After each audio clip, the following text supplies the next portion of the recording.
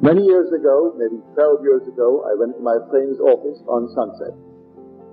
And this very good-looking man, a handsome man, about 60, all dressed in his nice long white robe with a little girdle around his belt, around his belly, no shoes, it was a hot summer's day, with a black beard, beautifully trimmed here to his shoulder. Someone once told him he looked like Christ. And so he's going to play his part. So he came in asking for money. And my friend and his wife, they work together. She is the secretary and he is the agent. And they said, no, we give to charity, but we give to organized things like the Red Cross and so on. We do not give this way. He was insulted in the most, unmerciful manner. He was now playing the part of Christ. He asked me, he said, brother, would you give me something? I said, yes. So I gave him $1.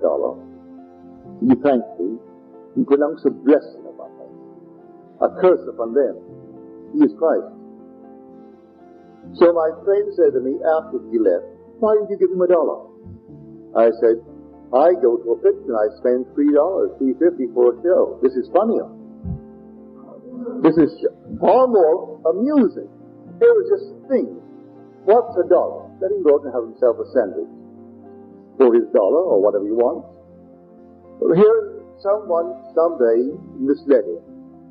There is no physical description of Jesus in the Bible. None whatsoever. But someone, based upon the pictures that artists have painted over the years, told him he looks like Christ. And so he began to be more and more the outward appearance of Christ.